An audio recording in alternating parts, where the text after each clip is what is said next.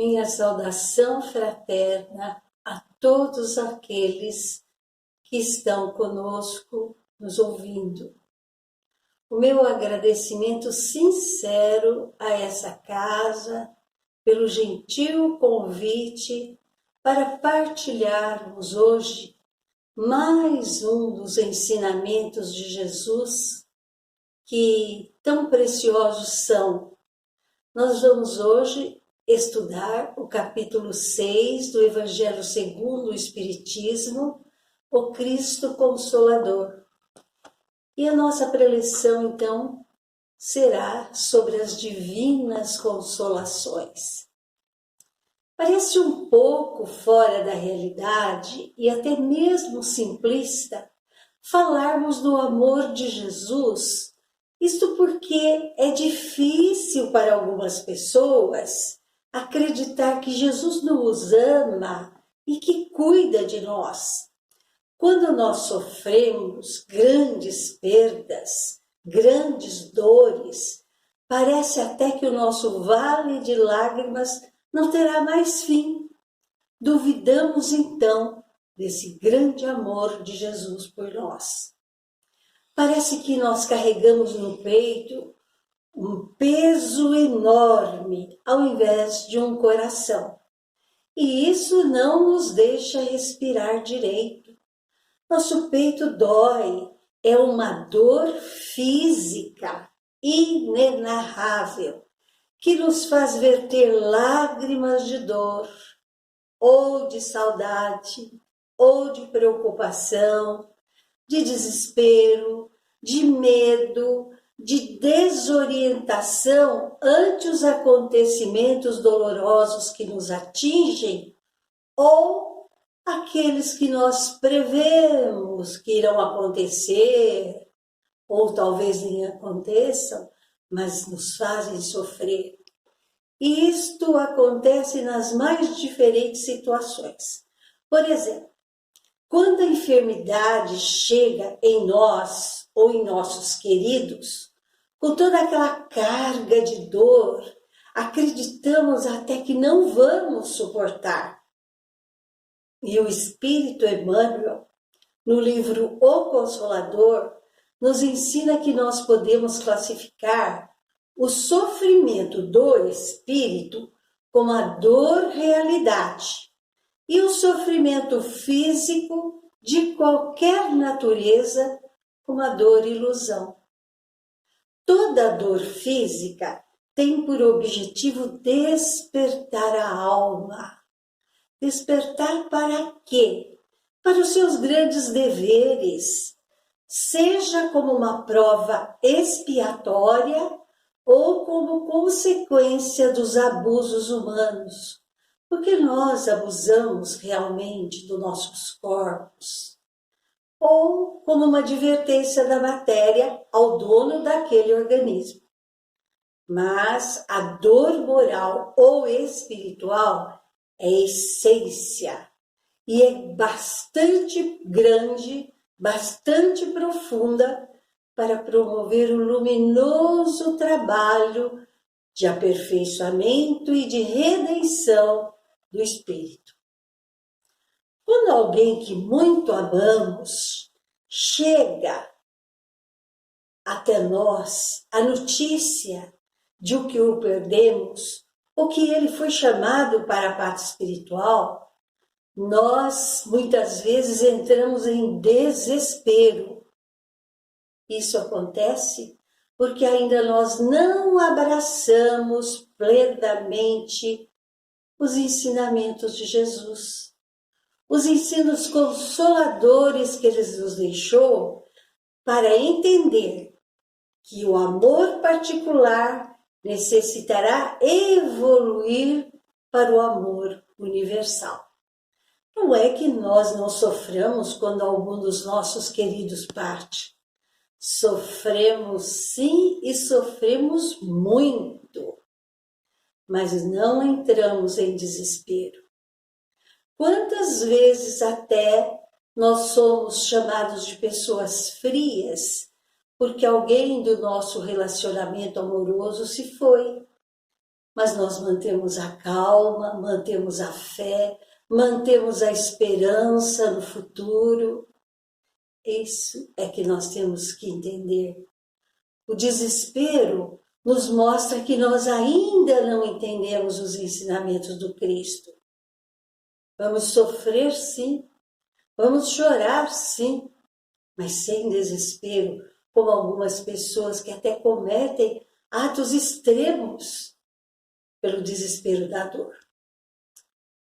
Lembramos de uma das mais sábias e pungentes páginas da sabedoria budista, citada pelo meu querido professor, Dr. Regis de Moraes, escritor, orador, trabalhador da doutrina espírita, que em seu livro Na Maior das Perdas, a Divina Consolação, ele ali nos conta que Siddhartha Gautama, já na fase de vida humilde, morando numa cabana, porque anteriormente ele morava num palácio riquíssimo e era conhecido já como o Iluminado, isto é, Buda.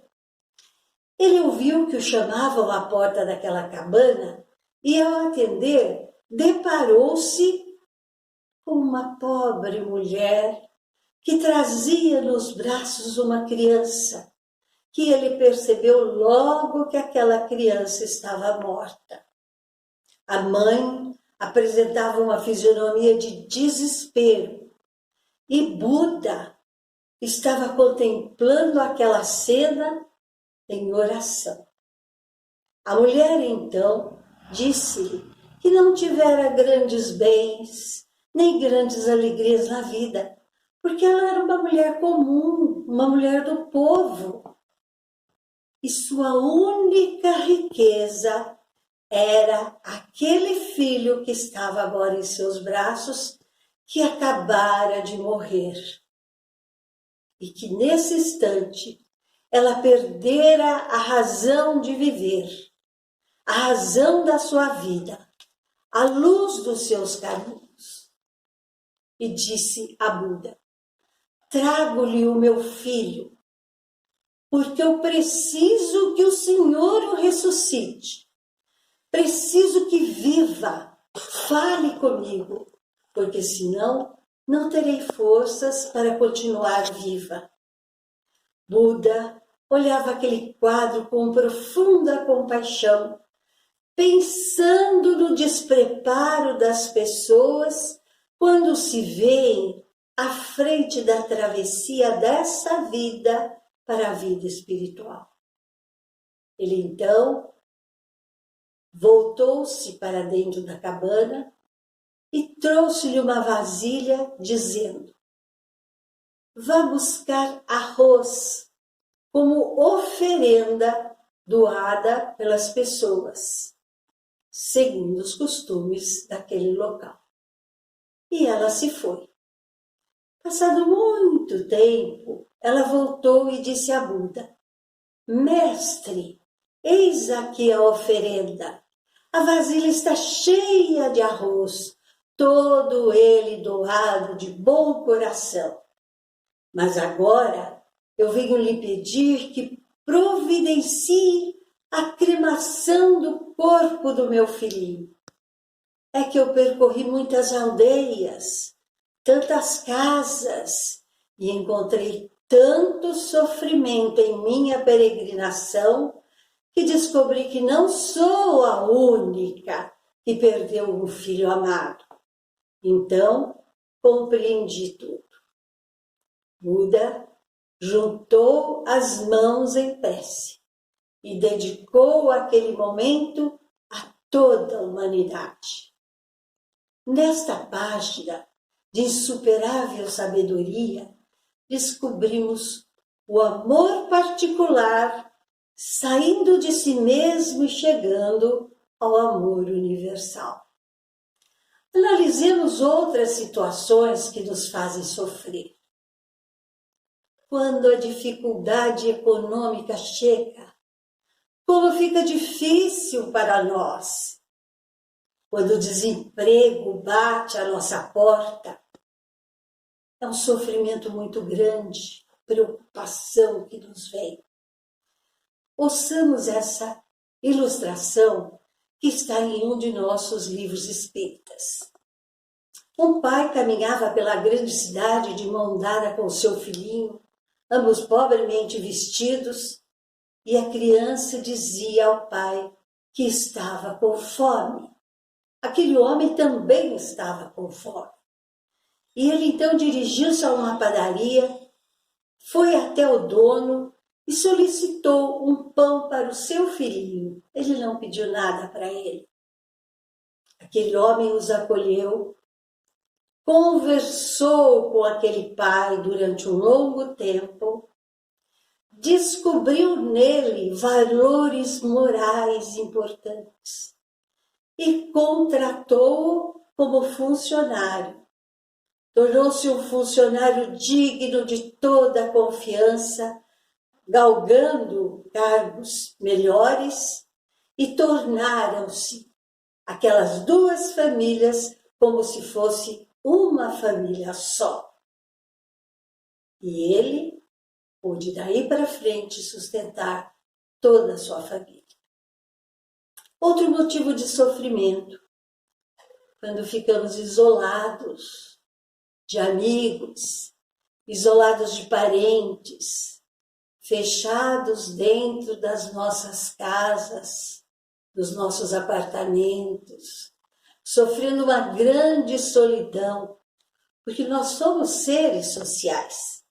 Emmanuel, no livro Ceifa de Luz, capítulo 31, nos ensina que não bastará sofrer. É preciso aproveitar o concurso da dor, convertendo-a em roteiro de luz. Vamos aproveitar os momentos de solidão para fazer alguma coisa para o nosso próximo. Um telefonema, uma palavra boa, de conforto, um objeto que confeccionarmos, alguma coisa para alegrar alguém, e nós veremos que a nossa solidão vai passar. Emmanuel nos ensina que a solidão muitas vezes chega porque nós ficamos só pensando em nós mesmos. Outro motivo de sofrimento, quando perdemos um rendimento que era nossa previdência para a velhice. E então o pavor do dia de amanhã, sem recursos, quase nos enlouquece. Jesus disse: não vos inquieteis pelo dia de amanhã. Basta a cada dia o seu mal. Palavras de Jesus, das quais nós nem sempre nos lembramos. Encontramos também nos nossos livros espíritas essa narrativa. Um grande empresário estava desesperado porque não tinha mais recursos para continuar com a empresa e, num gesto deslocado, suicidou-se. Passado muito tempo, foi-lhe permitido visitar seus filhos, que ele acreditava estarem na mais absoluta miséria. E, ó surpresa! Seus filhos estavam muitíssimo bem. Haviam aumentado e muito a empresa, construído mais prédios. A empresa estava cheia de gente circulando. E ele, surpreso, perguntou aos amigos que o acompanhavam: mas como? O que foi que aconteceu? Os amigos espirituais explicaram-lhe então que algum tempo após o seu suicídio foram modificadas algumas leis. Essas leis que o prejudicavam e que o levaram a esse gesto deslocado. Seus filhos então puderam exportar muitos dos seus produtos e aumentar a empresa. Então, vamos ter fé no futuro. Vamos acreditar que o melhor vai acontecer. Vamos acreditar que nós temos capacidades das quais nós nem sonhamos. Vamos acreditar que tudo virá para ser melhor. Vamos acreditar nas modificações, porque Jesus, o governador do nosso planeta, não nos deixa sós. Outro motivo de sofrimento, quando a família ou o ser amado nos expulsa, seja do seu afeto, do seu carinho, ou até mesmo fisicamente. E aí nós caímos até o último degrau da dignidade. Quando a doença ataca, a doença grave, que nós sabemos que o desenlace irá acontecer, nós muitas vezes nos desesperamos. Mas é preciso acreditar que nós nos encontraremos. A vida verdadeira não é essa. Nós estaremos novamente com os nossos amados. Mas embora todas essas dores, às vezes, nos tornem cegos, surdos e mudos, para o grande amor que Jesus tem por nós, Ele está ao nosso lado, dizendo: vinde a mim todos vós que andai em sofrimento, e eu vos aliviarei. Tomai sobre vós o meu jugo, aprendei de mim, que sou manso e humilde de coração, e achareis repouso para as vossas almas, porque o meu jugo é suave e o meu fardo é leve. Palavras que estão na Bíblia, em Mateus 11, versículos 28 a 30. Portanto, todos esses sofrimentos que nós citamos, as misérias, as decepções, as dores físicas, a perda de entes queridos, a perda de bens, as perdas financeiras, a solidão, encontram sua consolação na fé no futuro, na confiança, na justiça de Deus que Cristo veio nos ensinar. Aquele que nada espera ou que duvida, nessa ou após essa vida, que acredita que a vida é uma só, que duvida da imortalidade do espírito, para esse as aflições pesam muito mais e nenhuma esperança vem suavizar sua amargura. Lembremos, é preciso fé. E os olhos da fé nunca se fixam no temor. Jesus nos dá certeza de encontrarmos nele o abrigo seguro contra as tempestades da vida e que o levou a dizer com infinito amor: eu vos aliviarei e achareis repouso. Entretanto, Jesus coloca uma condição para a sua assistência à felicidade prometida aos aflitos. Esta condição está na lei que ele ensina. Seu jugo é a obediência à lei. Mas esse jugo é suave, essa lei é leve, uma vez que ela impõe duas coisas somente: amor e caridade. E como é que o amor de Jesus se manifesta nessas horas amargas de dor, solidão e sofrimento? Emmanuel nos diz em uma de suas orações que o sol não precisa sair de seu lugar para vir aquecer a terra e dar vida à mais tenra das ervazinhas.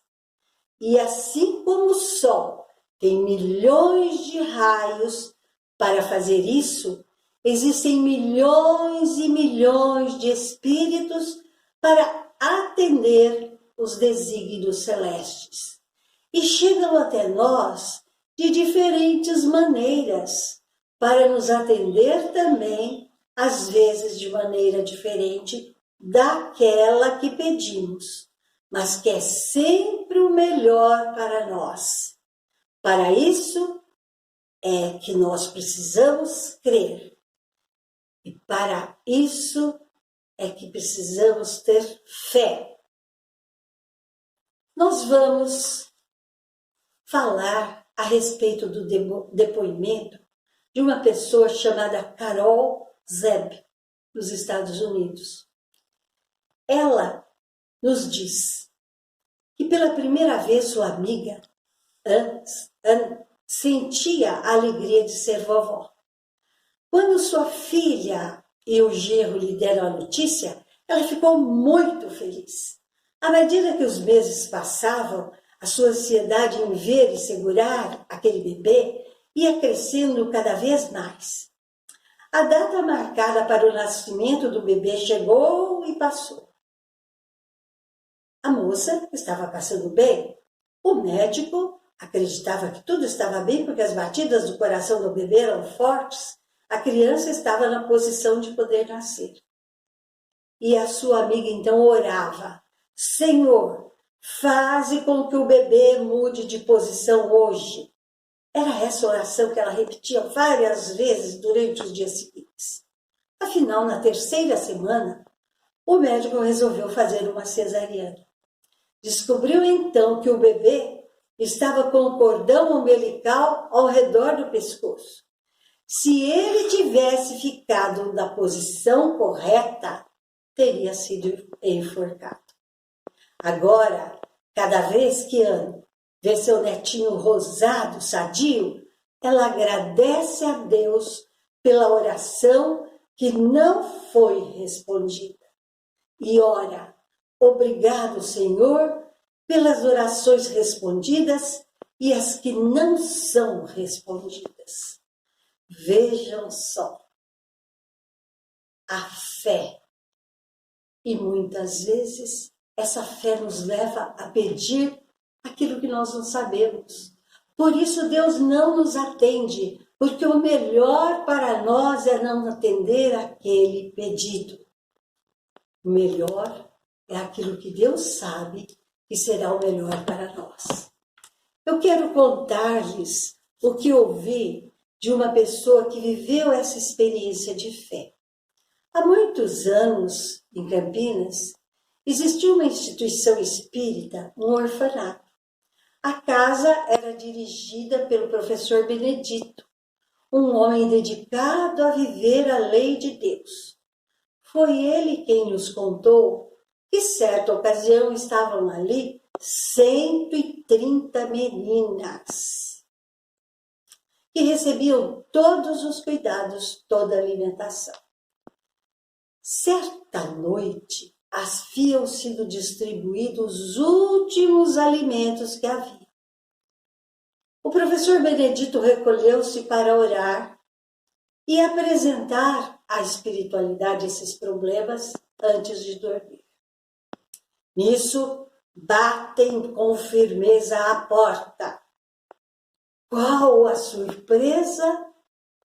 Era um oficial de justiça que trazia por ordem do juiz da cidade mais 7 crianças, 7 meninas, para serem ali abrigadas.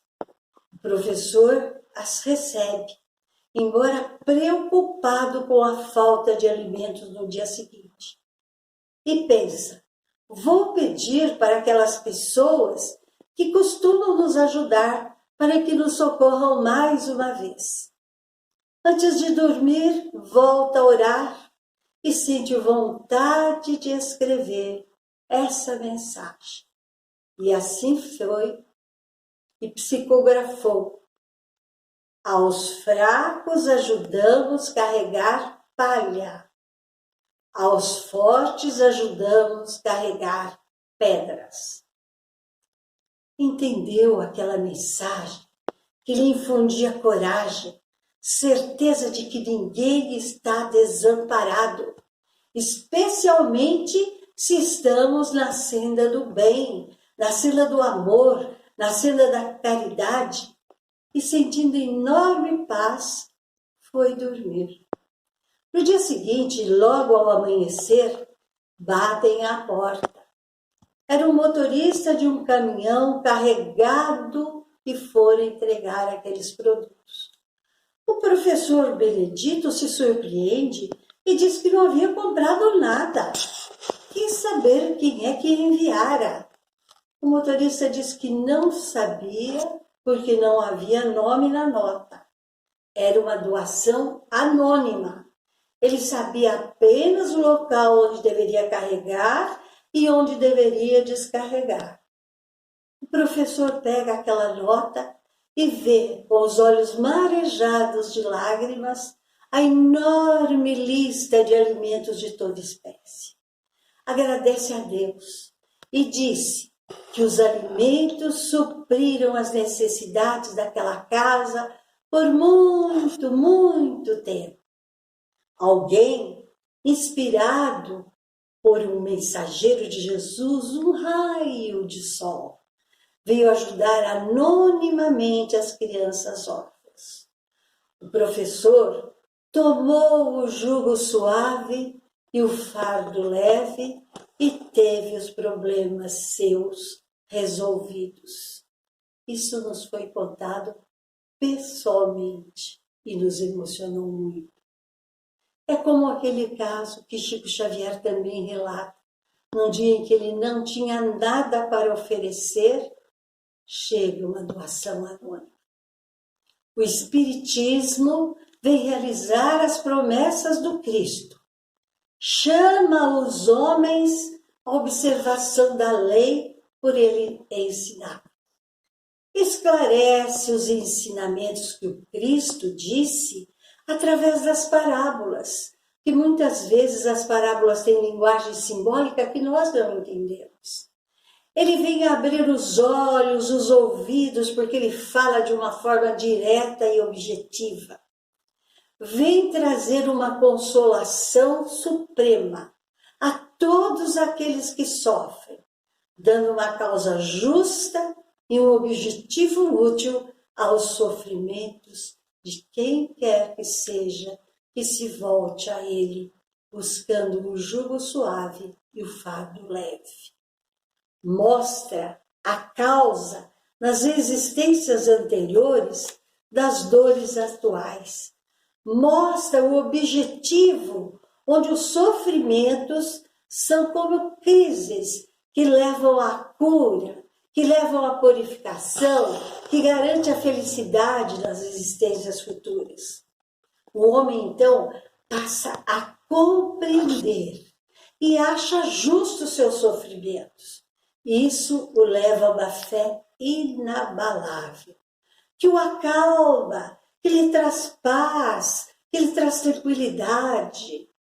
Não é que ele terá sua vida transformada somente em bons acontecimentos, somente em coisas boas, mas ele terá a mesma paz retratada por um artista premiado quando lhe solicitaram que colocasse no quadro o sentido da verdadeira paz. E ele então pintou um passarinho cantando alegremente em um galinho de árvore à beira de um abismo, de onde jorrava uma cachoeira enorme, um turbilhão de água com um barulho ensurdecedor. Mas aquele passarinho estava em paz e cantava alegremente. É por isso que Jesus continua a nos chamar ainda hoje. Vinde a mim, todos vós que estáis em sofrimento. Acreditemos, amemos, meditemos sobre as verdades que nos chegam. Nós somos alertados pelos espíritos superiores que dizem: amai-vos, eis o primeiro mandamento. Instruí-vos, eis o segundo. Instruí-vos. Procure ler, procure conhecer. Não fique apenas no ouvir dizer que a doutrina diz isso, ouvir dizer. Não, vá se instruir, vá ler, vá ouvir palestras, vá entrar na doutrina. Não deixe que você seja como aquelas pessoas que entram na doutrina que entra nos ensinamentos de Jesus, mas os ensinamentos de Jesus não entram nela.